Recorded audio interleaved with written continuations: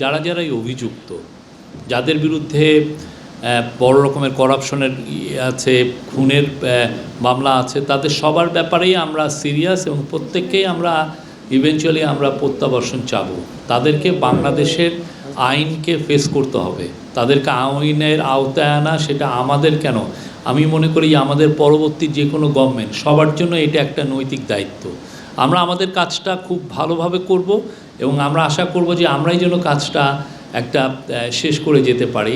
আর যদি আমরা এটা আমাদের সময়ে না করতে পারি, আমাদের নেক্সট জেনারেশন, আমাদের যারা নেক্সট গভর্নমেন্ট আসছে তারাও এই কাজটাই করবেন। কেননা এরা বাংলাদেশের মানুষের টাকা চুরি করে নিয়ে বাইরে যে মৌজ ফুর্তি করছেন, অবশ্যই আমরা তো তাদেরকে ফেরানোর একটা আমাদের এটা একটা নৈতিক দায়িত্ব এবং এই কাজটা আমরা করব। এদের বেশিরভাগ এই যে যারা আওয়ামী লীগের লিডার যারা বাইরে গিয়েছেন, এদের বেশিরভাগের হাতেই রক্ত আছে। তারা বড় রকমের হিউম্যান রাইটস অ্যাবিউজের অ্যাকিউজড এবং তাদের অনেকে বড় বড় করাপশনে জড়িত। আপনারা দেখেছেন যে কিছুদিন আগে বেশ কিছু পত্রিকায় এসছে যে এক একজনের অ্যাকাউন্টসে কত রকমের কত টাকা ট্রানজ্যাকশনের হিসাব আমরা পেয়েছি। আপনার অ্যাকাউন্টসে তো 1 কোটি টাকার ট্রানজ্যাকশনও দেখা যায় না, অথচ এক একজনের 800, 900, 1200 কোটি টাকার ট্রানজ্যাকশন। একটা সরকারি কর্মচারী, একটা সরকারের মিনিস্টার বা একজন সরকারের যিনি সেক্রেটারি, উনি কত টাকা পান? আজকে আমরা 7টার সময় ফ্লাই করব কাতারে এবং দোহাতে আমরা নেমে আজকে আর এটা যেহেতু রাত হয়ে যাবে তেমন কোনো ইয়ে নেই। আমাদের বিজি ডে যাবে 22 এবং 23 তারিখে। 22-23 তারিখে আমাদের অন্যতম স্যারের মূল যে প্রোগ্রাম সেটা হচ্ছে আর্তানা সম্মেলন।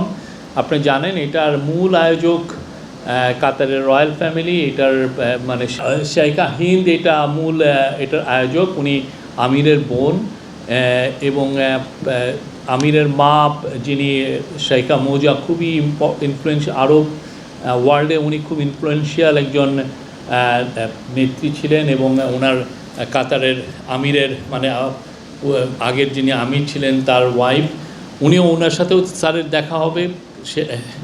এবং কাতারের ডেপুটি প্রাইম মিনিস্টারের সাথে স্যারের গলন আছে। এছাড়া কাতারের আমির শেখ তামিম, উনি যদিও এখন একটু ট্রাভেলিংয়ে আছেন, বাট ওনার সাথেও আমরা আশা করছি ওনার সাথে প্রফেসর ইউনূসের একটা আলাপ হবে। এছাড়া এই পুরো টিমে আমাদের এনার্জি অ্যাডভাইজার যাচ্ছেন। এনার্জি অ্যাডভাইজারের সাথে কাতারের সাথে যেহেতু আমাদের একটা লং টার্ম এনার্জি, বিশেষ করে এলএনজি ইম্পোর্টের একটা চুক্তি আছে, তো কাতারের সাথে আমাদের একটা লং টার্ম এই এনার্জির আলাপগুলো হবে। তাদের সাথে আমাদের ভিসা সংক্রান্ত কিছু আমরা আলাপ করব। আর অন্যান্য যেগুলো বিষয় তাদের কাতারের সাথে আমাদের কিভাবে ইকোনমিক কোঅপারেশন বাড়ানো যায়, সেক্ষেত্রে একটা বড় বাণিজ্য সম্মেলন হবে, বিশেষ করে ইনভেস্টমেন্টের জন্য। কাতারের যারা লিডিং ইনভেস্টর তারা থাকবেন সেই সম্মেলনে, সেটা 23 তারিখে, এবং সেইখানে আমরা আশা করছি যে আমরা ভালো কিছু রেসপন্স পাবো। এছাড়া অন্যান্য যেগুলো মিটিং আছে সেগুলো আমি অত ডিটেলস বলছি না। কাতার চ্যারিটির সাথে, কাতার ফাউন্ডেশনের সাথে, এদের সাথে মিটিং আছে এবং স্যারকে আল জাজিরা, আপনি জানেন ওয়ার্ল্ডের খুব নামকরা টিভি স্টেশন, তারা স্যারকে ইনভাইট করেছেন তাদের হেডকোয়ার্টারে যাওয়ার জন্য।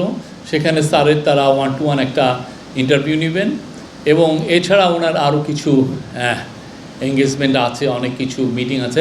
আর একটা খুব ইম্পর্টেন্ট বিষয় হচ্ছে যে কাতারে প্রায় 2.5 ঘন্টা ব্যাপী একটি রোহিঙ্গা ক্রাইসিসের উপরে একটা বড় সম্মেলন আছে।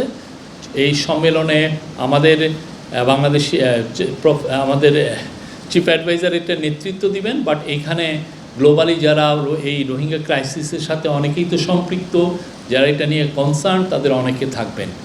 আমরা আশা করছি এটা খুব সাকসেসফুল একটা মিটিং হবে। এর মাধ্যমে আমরা আপনারা জানেন আমরা নিউ ইয়র্কে সেপ্টেম্বরে একটা ইউএন একটা হোস্ট করতে যাচ্ছে, খুব বড় একটা রোহিঙ্গাদের উপর একটা বড় সম্মেলন, সেটারই প্রাক প্রস্তুতি শুরু। এই সম্মেলনটা 2.5 ঘন্টার এই যে সম্মেলনটা, এটা খুবই ইম্পর্টেন্ট। আমরা আশা করছি যে রোহিঙ্গা বিষয়ে তো আমাদের কিছু প্রোগ্রেস হয়েছে, সামনে এই যে একের পর এক আমরা যে বড় বড় সম্মেলন করছি তার মাধ্যমে রোহিঙ্গা ক্রাইসিসের বিষয়টা যেটা অলমোস্ট ফরগটেন হয়ে গেছিলো, সেটা আবার গ্লোবাল ম্যাপে, গ্লোবালের ডিসকাশনের যে ম্যাপ, সেখানে ফিরে আসবে এবং এটা নিয়ে আমরা দ্রুত কিছু সমাধান আমরা পাবো, এটা আমাদের আশা।